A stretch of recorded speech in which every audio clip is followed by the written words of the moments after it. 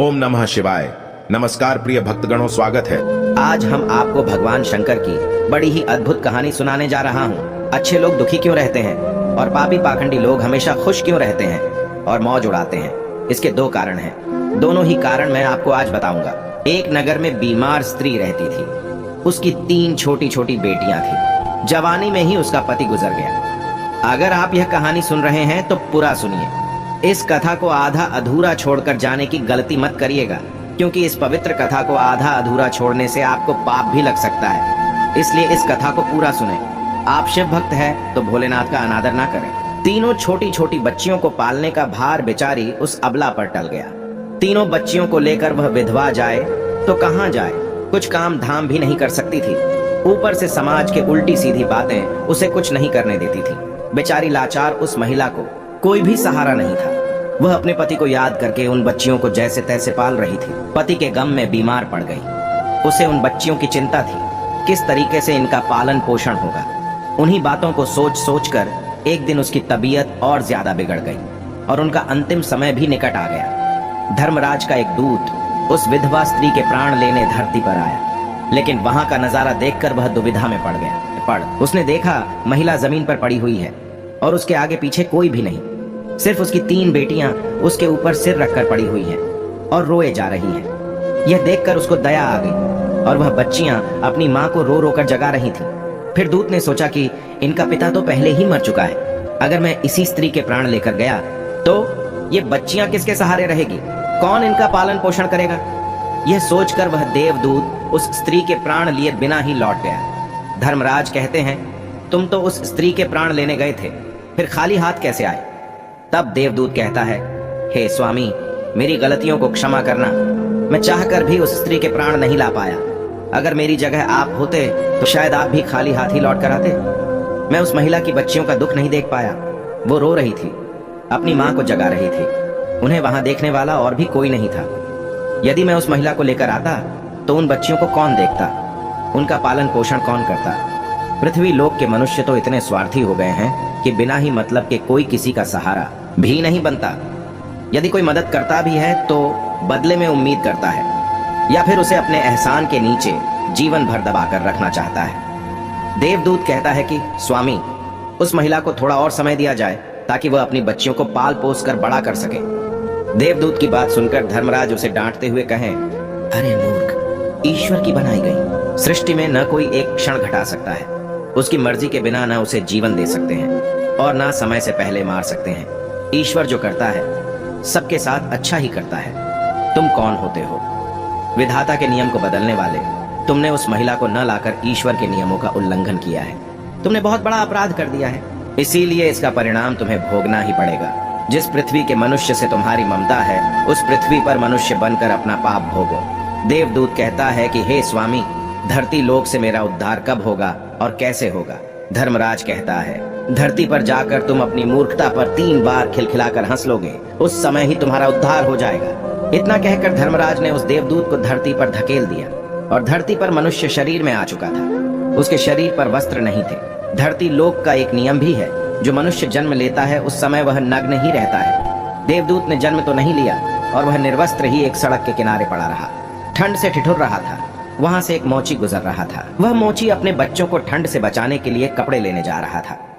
रास्ते में ठंड से ठिठुरते एक नग्न व्यक्ति को देखकर उस मोची को दया आ गई। उसने अपने बच्चों को तो कपड़े नहीं लिए, लेकिन इस देवदूत को कपड़े और कंबल जरूर खरीद दिए और कपड़े लाकर उस देवदूत को दे दिए। देवदूत कहने लगा, भाई, आपने मुझे कपड़े देकर मुझ पर बहुत बड़ा उपकार किया है, लेकिन कपड़े देकर आपने मुझे ठंड से तो बचा लिया, लेकिन मेरे पास ना कोई घर है और ना कोई परिवार है और ना ही कोई भोजन का साधन है। तब मोची बोला, हे भाई, तुम मेरे घर चलो, मैं तुम्हारा सारा खर्चा उठा लूंगा। और वह मोची देवदूत को लेकर घर पहुंचा। उधर मोची की पत्नी ने देखा, उसका पति तो बच्चों के लिए कपड़े लाने गया था, कपड़े तो कुछ लाया नहीं, उल्टा एक आदमी को घर बुला लाया है।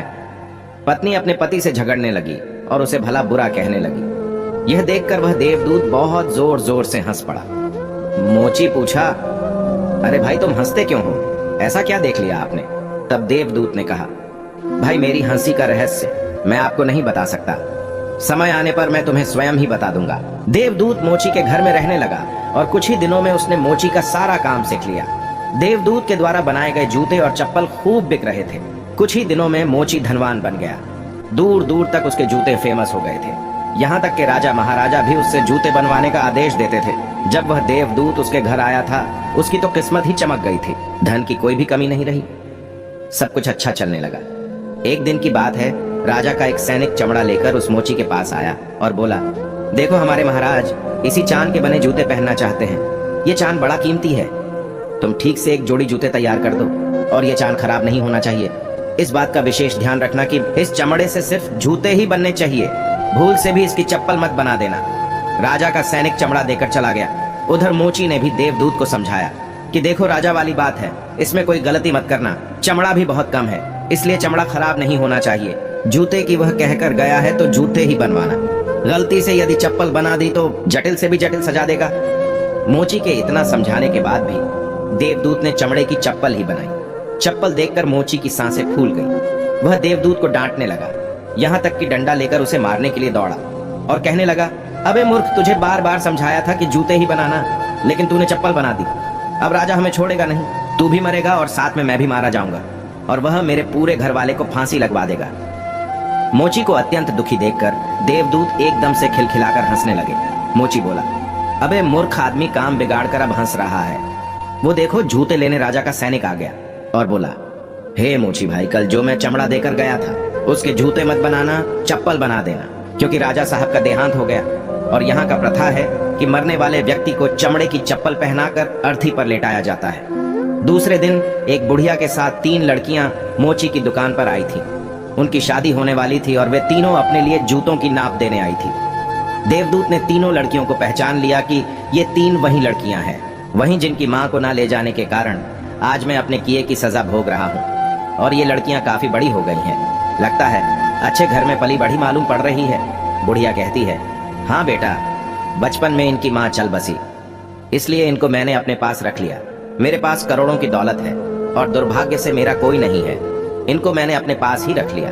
मैंने इनको पढ़ाया लिखाया और अब इनको बहुत ही अच्छे खानदान में इनका विवाह करने जा रही हूँ। लड़कियों का भाग्य देखकर देवदूत सोचता है, परमात्मा जो करता है अच्छा ही करता है।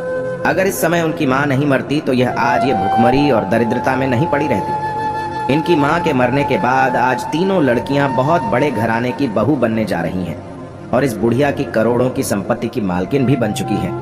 यह सब देखकर देवदूत अपनी पहली की मूर्खता को सोच सोचकर जोर जोर से हंसने लगा।